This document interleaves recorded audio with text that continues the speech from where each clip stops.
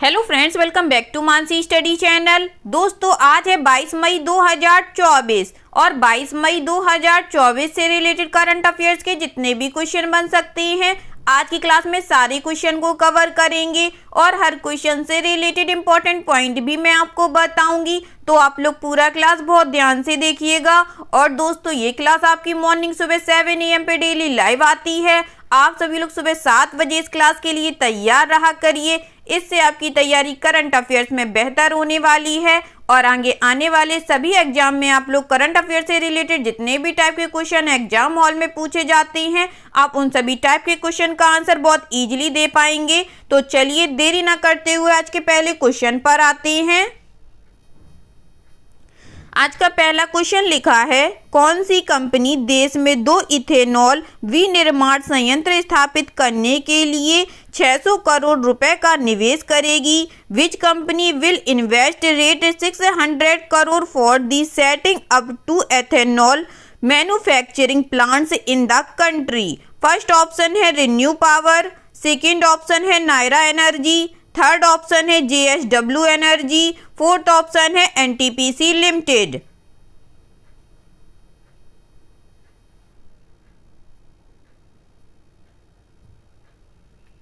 जल्दी से बताइएगा दोस्तों, कौन सी कंपनी देश में 2 इथेनॉल विनिर्माण संयंत्र स्थापित करने के लिए 600 करोड़ रुपए का निवेश करेगी? इस क्वेश्चन का जो राइट आंसर हो जाएगा फ्रेंड्स, वह है हमारा option number B, Nayara Energy. चलिए इससे रिलेटेड इंपॉर्टेंट पॉइंटों को पढ़ते हैं। निजी डाउनस्ट्रीम कंपनी नायरा एनर्जी देश में इथेनॉल विनिर्माण संयंत्र स्थापित करने के लिए 600 करोड़ रुपए का निवेश करने की योजना बना रही है। यह कदम सरकार के FY26 के लिए 20% इथेनॉल मिश्रण के लक्ष्य के अनुरूप है। कंपनी की योजना आंध्र प्रदेश और मध्य प्रदेश में 200 किलोलीटर प्रतिदिन की उत्पादन क्षमता वाले 2 इथेनॉल विनिर्माण संयंत्र स्थापित करने की है। ठीक है दोस्तों, चलिए आगे बढ़ते हैं और नेक्स्ट क्वेश्चन देखते हैं। नेक्स्ट क्वेश्चन लिखा है फ्रेंड्स, कौन सा देश सभी ग्लेशियर खोने वाला पहला देश बन गया है? Which country has become the first country to loss all glaciers? First option है कोलंबिया, सेकेंड ऑप्शन है अर्जेंटीना, थर्ड ऑप्शन है पेरू या फोर्थ ऑप्शन है वेनेजुएला। जल्दी से बताइएगा दोस्तों, कौन सा देश सभी ग्लेशियर खोने वाला पहला देश बन गया है? इस क्वेश्चन का जो राइट आंसर हो जाएगा फ्रेंड्स, वह है हमारा ऑप्शन नंबर डी, वेनेजुएला। चलिए इससे रिलेटेड इंपॉर्टेंट पॉइंटों को पढ़ते हैं। वेनेजुएला अपने सभी ग्लेशियर खोने वाला पहला आधुनिक देश है, जो पर्यावरण में एक बड़ा बदलाव है। नई सोच से पता चलता है कि एंडीज में हम्बोल्ट ग्लेशियर, जो पहले बहुत बड़ा हुआ करता था, सिकुड़कर 2 हेक्टेयर से भी कम रह गया है, जिसका मतलब है कि अब यह ग्लेशियर नहीं बल्कि बर्फ का मैदान है। वेनेजुएला में सिएरा नेवादा डे मेरिडा पर्वत श्रृंखला में 6 ग्लेशियर हुआ करते थे। 2011 तक इनमें से 5 ग्लेशियर पिघल गए थे, केवल हम्बोल्ट ग्लेशियर बचा था। ठीक है दोस्तों, चलिए आगे बढ़ते हैं और नेक्स्ट क्वेश्चन देखते हैं। नेक्स्ट क्वेश्चन लिखा है फ्रेंड्स, संयुक्त राष्ट्र UNA ने 2024 के लिए भारत के विकास पूर्वानुमान को 6.2% से संशोधित कर कितने % कर दिया है? The United Nations UN has revised India's growth forecast for 2024 from 6.2% to.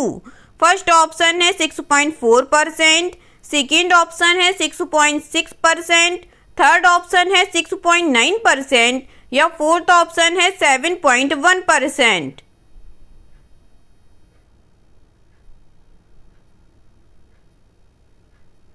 जल्दी से बताइएगा दोस्तों, इस क्वेश्चन का राइट आंसर क्या हो जाएगा? इस क्वेश्चन का जो राइट आंसर हो जाएगा फ्रेंड्स, वह है हमारा ऑप्शन नंबर सी, 6.9%। चलिए इससे रिलेटेड इंपॉर्टेंट पॉइंटों को पढ़ते हैं।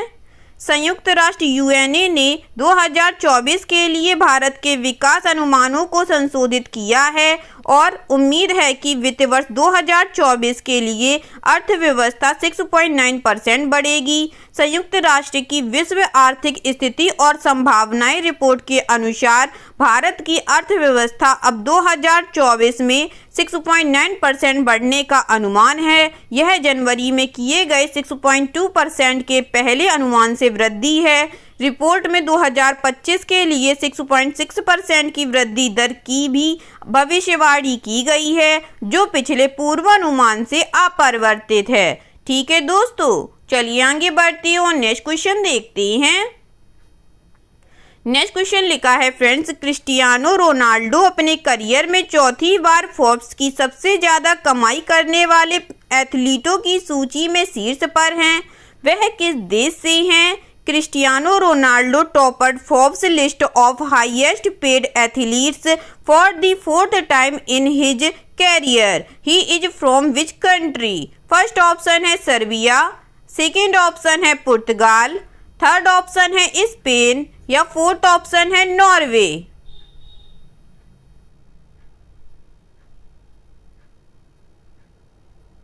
जल्दी से बताइएगा दोस्तों। क्रिस्टियानो रोनाल्डो अपने करियर में चौथी बार फोर्ब्स की सबसे ज्यादा कमाई करने वाले एथलीटों की सूची में शीर्ष पर हैं। वह किस देश से हैं? इस क्वेश्चन का जो राइट आंसर हो जाएगा फ्रेंड्स, वह है हमारा ऑप्शन नंबर बी, पुर्तगाल से हैं। चलिए इससे रिलेटेड इंपॉर्टेंट पॉइंटों को पढ़ते हैं। पुर्तगाल के क्रिस्टियानो रोनाल्डो अपने करियर में चौथी बार फोर्ब्स की सबसे अधिक कमाई वाले एथलीटों की सूची में शीर्ष पर हैं, जबकि स्पेनिश गोल्फर जॉन रहम सऊदी समर्थित LIV गोल्फ में अपने सनसनीखेज स्विच के बाद दूसरे स्थान पर आ गए हैं। सऊदी अरब की टीम अल नासर में जाने के बाद रोनाल्डो दुनिया के सबसे ज़्यादा कमाई करने वाले एथलीट बन गए और फोर्ब्स ने कहा कि 39 वर्षीय खिलाड़ी की अनुमानित कुल कमाई $260 मिलियन के आसपास थी, जो एक फुटबॉल खिलाड़ी के लिए अब तक की सबसे अधिक कमाई है। ठीक है दोस्तों, चलिए आगे बढ़ते हैं और नेक्स्ट क्वेश्चन देखते हैं। नेक्स्ट क्वेश्चन लिखा है फ्रेंड्स, विश्व बैंक की शाखा इंटरनेशनल फाइनेंस कॉरपोरेशन ने ग्रामीण और अर्ध शहरी भारत में असुरक्षित महिलाओं को सूक्ष्म ऋण देने के लिए किस बैंक को $500 मिलियन का ऋण प्रदान किया है? World Bank's arm International Finance Corporation has provided a $500 million loan to which bank for extending micro loans to underserved women in rural and semi urban India. First option है Bharatiya State Bank, second option है Axis Bank, third option है Yes Bank, fourth option है HDFC bank.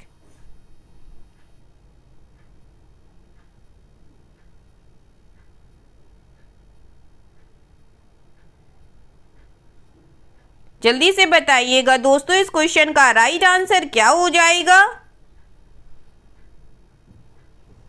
इस question का जो right answer हो जाएगा friends, वह है हमारा option number D, HDFC bank. चलिए इससे रिलेटेड इंपॉर्टेंट पॉइंटों को पढ़ते हैं।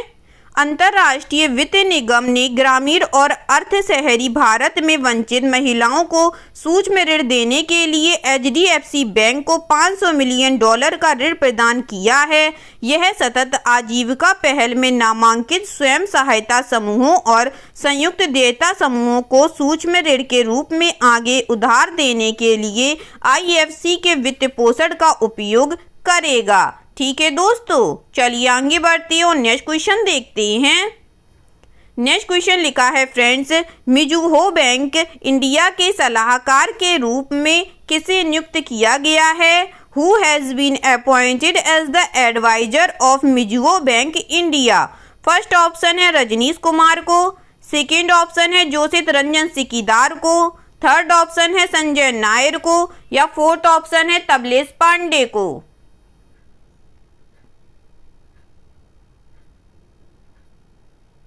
बताइएगा दोस्तों, मिजुहो बैंक इंडिया के सलाहकार के रूप में किसे नियुक्त किया गया है?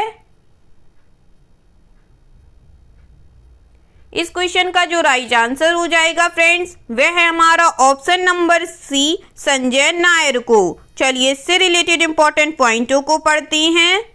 मिजुगो फाइनेंशियल ग्रुप ने निजी इक्विटी अनुभवी संजय नायर को मिजुगो बैंक इंडिया के लिए एक बाहरी वरिष्ठ सलाहकार के रूप में नियुक्त किया है। $2 ट्रिलियन की संपत्ति के साथ यह जापान का तीसरा सबसे बड़ा ऋणदाता है। नायर, जिन्होंने सिटी बैंक में एक बैंकर के रूप में अपना करियर शुरू किया, इन्होंने सिटी ग्रुप के भारतीय और दक्षिण एशियाई परिचालन के CEO के रूप में कार्य किया और सिटी ग्रुप की प्रबंधन समिति और एशिया कार्यकारी संचालन समिति के सदस्य थे।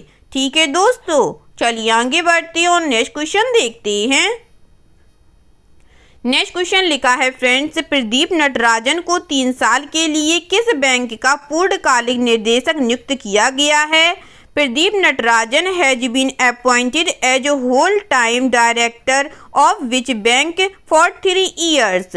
फर्स्ट ऑप्शन है South Indian Bank, second option है एक्सिस बैंक, थर्ड ऑप्शन है यस बैंक या फोर्थ ऑप्शन है IDFC फर्स्ट बैंक।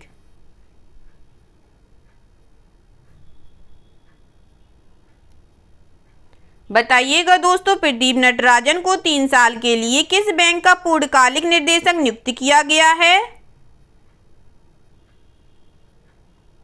इस क्वेश्चन का जो राइट आंसर हो जाएगा फ्रेंड्स, वह है हमारा option number D, IDFC First bank. चलिए इससे रिलेटेड इंपॉर्टेंट पॉइंटों को पढ़ते हैं।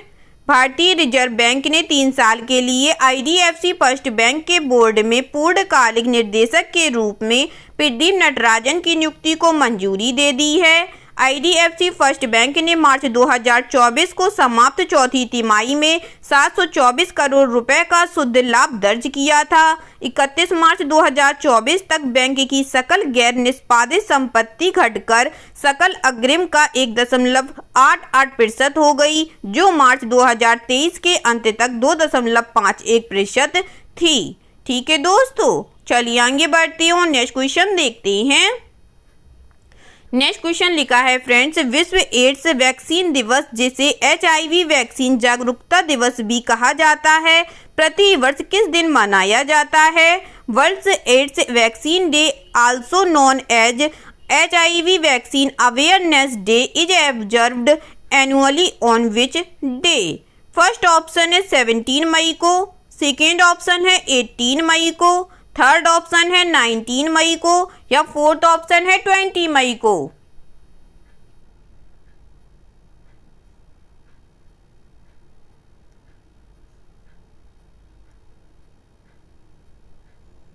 बताइएगा दोस्तों, विश्व एड्स वैक्सीन दिवस, जिसे HIV वैक्सीन जागरूकता दिवस भी कहा जाता है, प्रतिवर्ष किस दिन मनाया जाता है? इस क्वेश्चन का जो राइट आंसर हो जाएगा फ्रेंड्स, वह है हमारा ऑप्शन नंबर बी, 18 मई को। चलिए इससे रिलेटेड इंपॉर्टेंट पॉइंटों को पढ़ते हैं। विश्व एड्स वैक्सीन दिवस, जिसे HIV वैक्सीन जागरूकता दिवस के रूप में भी जाना जाता है, प्रतिवर्ष 18 मई को मनाया जाता है। इसका उद्देश्य HIV अथवा एड्स के खिलाफ चल रही लड़ाई और टीका विकसित करने के महत्व के बारे में जागरूकता बढ़ाना है। यह दिन अमेरिकी राष्ट्रपति बिल क्लिंटन के HIV वैक्सीन के महत्व पर प्रकाश डालने वाले 1997 के भाषण की वर्षगांठ का प्रतीक है। ठीक है दोस्तों, चलिए आगे बढ़ते हैं और नेक्स्ट क्वेश्चन देखते हैं। नेक्स्ट क्वेश्चन लिखा है friends, Nandini dairy ICC T20 विश्व कप 2024 में किस देश की क्रिकेट टीम को प्रायोजित करेंगी? Nandini dairy will sponsor which country cricket team in the ICC T20 world cup 2024? First option है स्कॉटलैंड, सेकेंड ऑप्शन है बांग्लादेश, थर्ड ऑप्शन है भारत या फोर्थ ऑप्शन है दक्षिण अफ्रीका।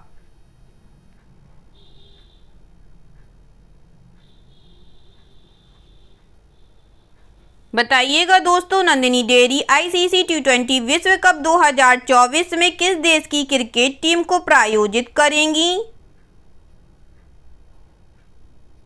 इस क्वेश्चन का जो राइट आंसर हो जाएगा फ्रेंड्स, वह है हमारा ऑप्शन नंबर ए, स्कॉटलैंड से। चलिए इससे रिलेटेड इंपॉर्टेंट पॉइंटों को पढ़ते हैं।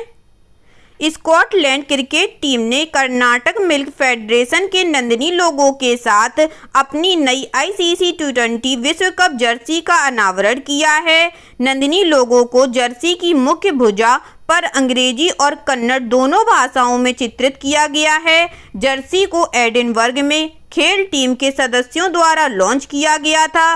नंदिनी ब्रांड, जो कर्नाटक में एक घरेलू नाम है, आगामी T20 विश्व कप में स्कॉटलैंड और आयरलैंड टीमों को प्रायोजित कर रहा है।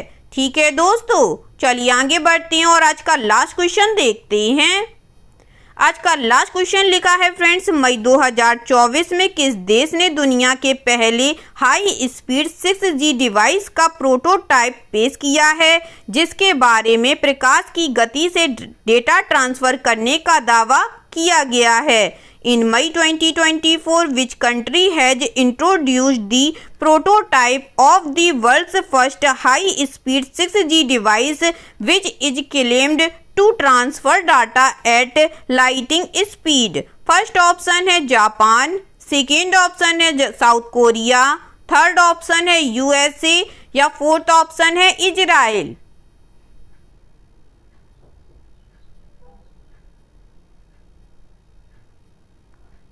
बताइएगा दोस्तों इस क्वेश्चन का राइट आंसर क्या हो जाएगा। इस क्वेश्चन का जो राइट आंसर हो जाएगा फ्रेंड्स, वह है हमारा ऑप्शन नंबर ए, जापान। चलिए इससे रिलेटेड इंपॉर्टेंट पॉइंटों को पढ़ते हैं। एक जापानी कंसोर्टियर्स ने हाल ही में दुनिया के पहले हाई स्पीड 6G डिवाइस का प्रोटोटाइप पेश किया है, जिसके बारे में दावा किया गया है कि यह प्रकाश की गति से डेटा ट्रांसफर कर सकता है। रिपोर्टों के अनुसार कथित डिवाइस 100 गीगाबिट प्रति सेकेंड पर डेटा संचारित कर सकता है और 300 फीट से अधिक दूरी तय कर सकता है। यह डिवाइस मौजूदा 5G तकनीकी से 20 गुना तेज है। ठीक है दोस्तों, आई होप आज के सभी क्वेश्चन आप लोगों को बहुत अच्छे लगे होंगे फ्रेंड्स, और सभी क्वेश्चन से रिलेटेड इंपॉर्टेंट पॉइंट के नोट्स भी आप लोगों को बहुत अच्छे से समझ में आए होंगे। एग्जाम के नज़रिए से दोस्तों क्लास बहुत हेल्पफुल रही होगी। अगर आप लोगों को क्लास अच्छी लगी हो और सारे फैक्टों को आप लोगों ने अच्छे से समझा हो तो प्लीज़ इस क्लास को लाइक कीजिएगा, शेयर कीजिएगा और आपके अपने चैनल मानसी स्टडी चैनल को सब्सक्राइब कीजिएगा। थैंक यू सो मच दोस्तों।